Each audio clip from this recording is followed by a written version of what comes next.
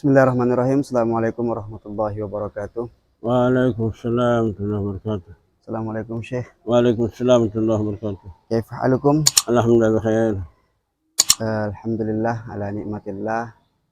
Wassalatu wassalamu ala Rasulillah. Bersyukur kepada Allah Subhanahu wa taala yang senantiasa mencurahkan rahmatnya, karunia-Nya sehingga masih bisa bertemu kembali membahas tentang perkara-perkara agama, di mana dalam bentuknya sesi pertanyaan bersama Syekh Kiai Haji Idrus Hashim. Semoga video ini bermanfaat untuk kita semua. Amin amin ya rabbal alamin. Syekh, semalam kita sudah membahas tentang masalah Lailatul Qadar, Syekh. Dan alhamdulillah, bersyukur kehadirat Allah Subhanahu wa taala. Tadi malam itu pas malam 21 hujan turun, Syekh. Alhamdulillah. Rahmat Allah. Hada alamatu min nuzulil Lailatul Qadar, Syekh. Insyaallah. Insyaallah. Dan Rasulullah SAW qad bayyana dzalik. Qad bayyana dzalik an alamatu nuzulil nuzul Lailatul Qadar. Nuzul fi matar. Fi matar. Semalam kita sudah membahas tanda-tanda Lailatul Qadar. Nah, kebetulan tadi malam itu alhamdulillah atas izin Allah hujan turun, dan semoga itu adalah merupakan turunnya Lailatul Qadar dan turunnya beserta semua rahmat Allah Subhanahu wa taala dan ampunannya. Amin ya rabbal alamin. Meskipun seperti orang awam tidak bisa merasakan, tapi kita berharap itu adalah merupakan rahmat Allah yang turun.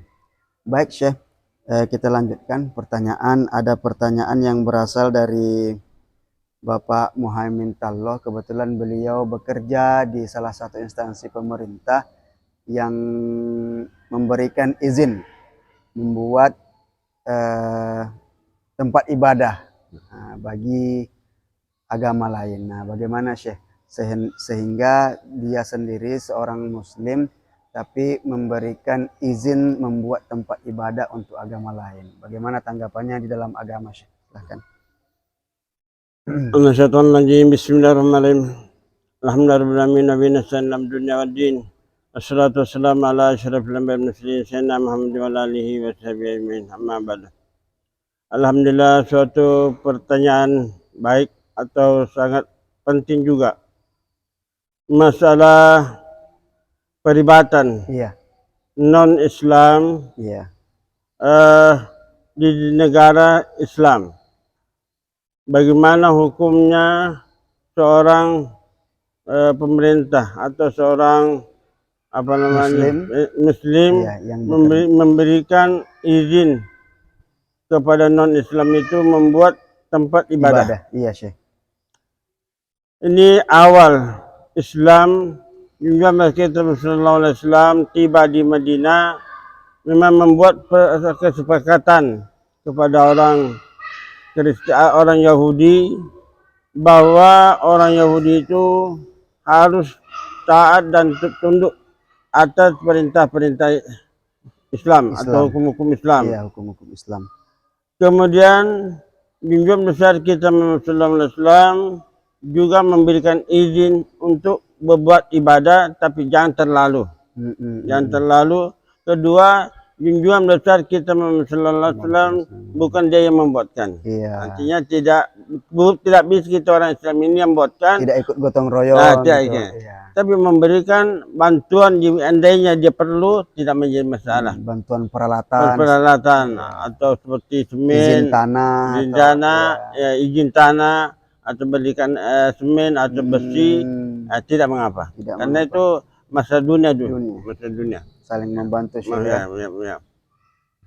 Atau untuk membangunkan langsung dia membuatkan sarana ibadah, atau tidak boleh. Oh, begitu. Tidak bisa, ya. Misalnya dananya dari umat Islam kemudian dibuatkan tempat ibadah untuk agama lain, berarti tidak boleh. Tidak boleh.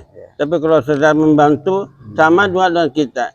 Jika ada orang Kristen atau Yahudi memberikan kita duit untuk pembangunan masjid, tidak mengapa, tidak boleh. Yang penting duitnya itu duit halal. Tapi kalau yang memberikan zakat sumbangan itu, kita tahu kerjanya tidak baik menurut Islam. Mungkin daripada judi atau hasil korupsi atau hasil daripada perampokan dan sebagainya, itu tak bisa kita terima. Inna Allah taibun la yaqbalu illa taiban. Thayyibat. Kalau ada usahanya, dia usaha bisnis, Toko bangunan apa toko bangunan dan sebagainya. Akhirnya dia lihat kita membangun, langsung memberikan kita bangunan, boleh tidak minta. saling membantu. Saling membantu, boleh tak apa-apa. Dalam hal ini artinya boleh ya Syekh, Boleh, artinya memberikan izin meskipun kita sebagai seorang muslim bekerja di instansi pemerintahan yang memberikan izin untuk pembuatan tempat ibadah bagi yang agama lainnya, artinya tidak jadi masalah ya Syekh. Karena ini bentuk antara kerjasama ataupun persaudaraan di dunia ya Syekh. Nah, alhamdulillah. Muamalah. Begitu juga sebaliknya, bersilaturahmi, bekerja sama dalam hal bisnis tidak jadi masalah. Yang jelas yang tidak bisa ada hal-hal yang harus dibatasi, seperti beribadah ataupun pergi ke tempat ibadahnya. Begitu juga mereka sebaliknya mungkin kan.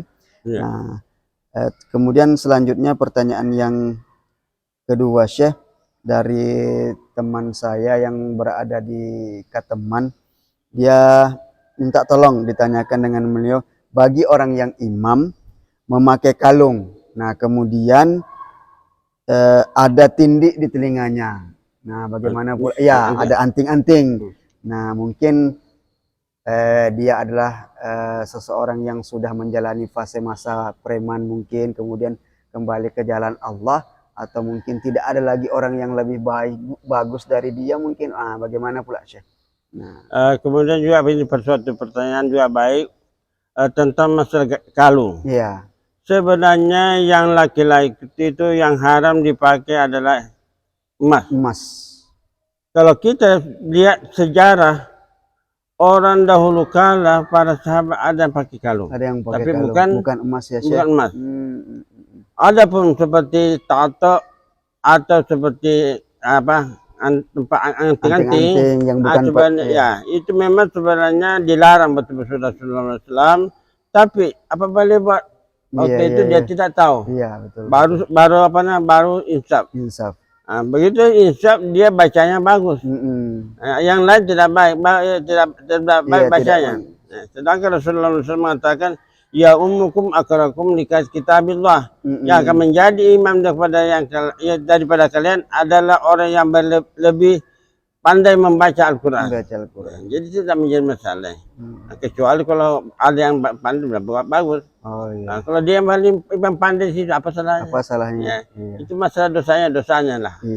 Atau mungkin misalnya kalau sudah insaf mungkin boleh. Tapi kalau misalnya imam, tapi setelah imam dia kembali ke jalannya, itu yang berbahaya. Itu yang berbahaya. Yang berbahaya karena macam-macam ini.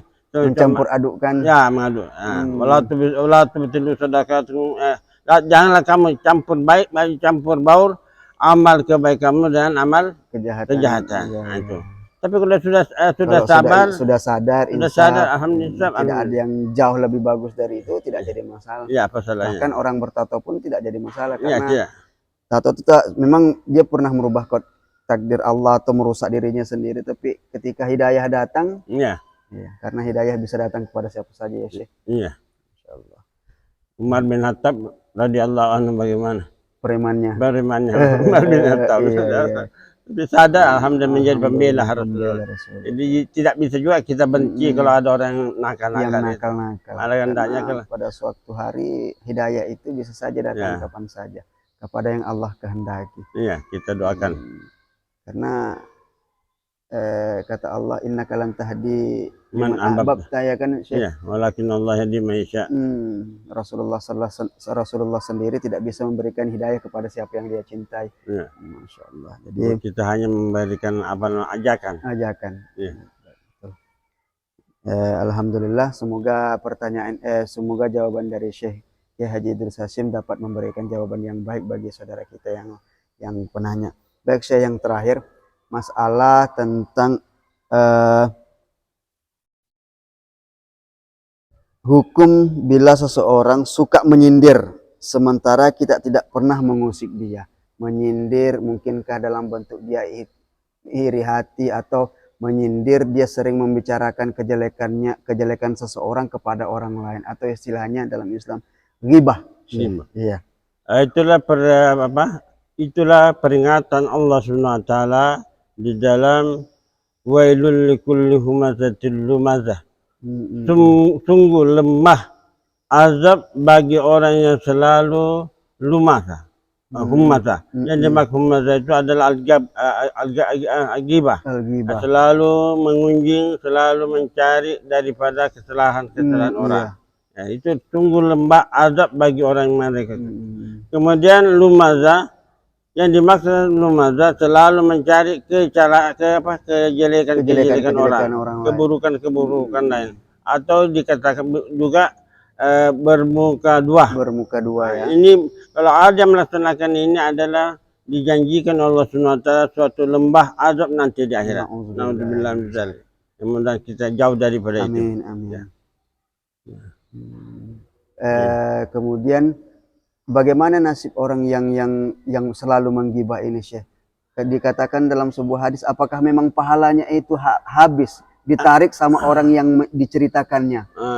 Makanya dalam hadis Rasulullah SAW mengatakan, apakah kalian mengetahui yang dinamakan orang bangkrut?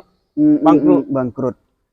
Jadi kata para sahabat, yang dinamakan orang bangkrut dulunya banyak hartanya.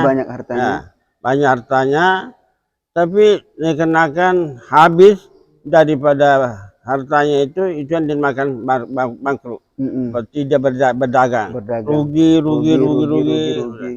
Kata Rasulullah SAW, bukan itu yang dinamakan orang bangkrut sebenarnya. Yang dinamakan orang bangkrut sebenarnya adalah orang yang membawa daripada amal banyak. Salatnya banyak, hajinya juga, umrahnya juga, sedekahnya juga, pokoknya banyak amal baiknya.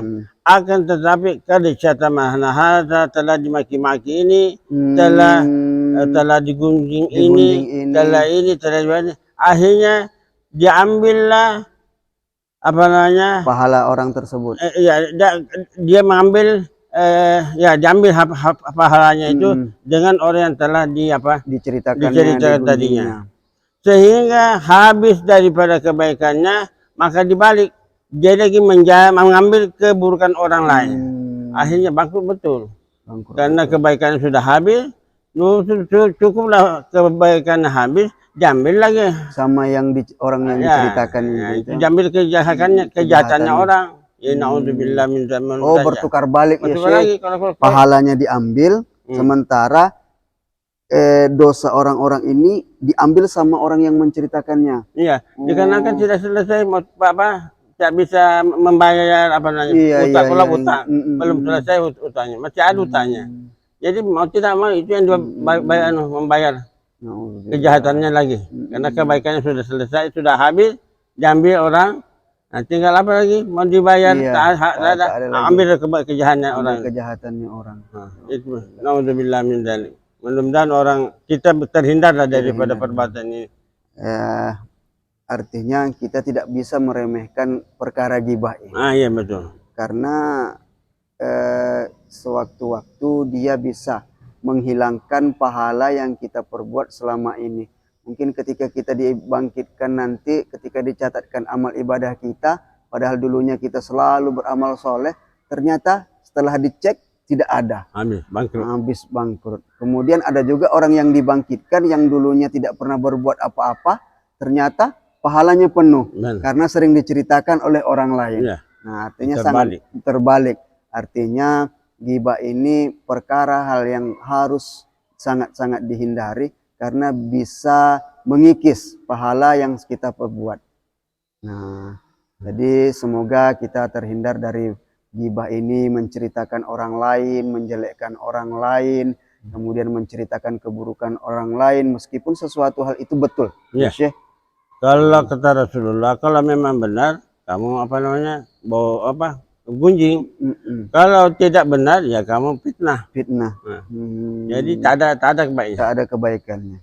Jadi sebaiknya bagaimana sih ketika kita berkumpul, Misalnya kadang nih kalau laki-laki mungkin tidak terlalu. Kadang nih ibu-ibu nih nanti saling mengini, wah ada buat kelompok-kelompok ibu-ibu, kelompok yasinan saling menganukan kelompok yasinan yang lain. Nah, gitu. Kemudian kelompok ibu-ibu ini membuat grup-grup terus menjelekkan grup-grup ibu-ibu yang lain. Nah, bagaimana agar ini tidak terhindar di antara kita nih, Syekh? Ya mudah-mudahan ada salah seorang sebagai orang tua di situ, penengah. Penengah. Nah, jangan kamu kerjakan ini karena kita hancur nanti di Iya. akhirat. Ya, dunia kita rugi, nanti di akhirat lebih lagi. Iya. Jadi kalau bagusnya ada sebagai orang tua yang menengani daripada dua perkara itu. Nanti selalu di dalam pengajian itu ada sebagai orang tua di situ menyampaikan, tahu saya sampaikan, tahu saya cerita itu. Karena tidak baik. Tidak baik. Daripada kita habis amal kita pergi baca yasinan, Iya. padahal tak ada hati, Tak ada hasilnya. tak ada hasilnya. Tak ada Kita pulang konyol istilahnya. Pulang hanya untuk berkumpul hanya untuk menceritakan kejelekan Ya, orang lain. ya. Akhirnya tak ada kita dapat melainkan dosa cuma. Ya. Ya, betul-betul harus dihindari dan berikan betul-betul bahwa diberikan penjelasan bahwa ghibah itu sangat-sangat berbahaya. Ya. Terima kasih Syekh atas penjelasannya. Semoga ini bermanfaat bagi kita semua. Mohon maaf jika ada kesalahan dan kehilafan. Barakallahu fikum. Subhanakallahu wa bihamdika. Asyhadu an la ilaha illa anta astaghfiruka wa atubu ilaik. Assalamualaikum warahmatullahi wabarakatuh. Waalaikumsalam warahmatullahi wabarakatuh.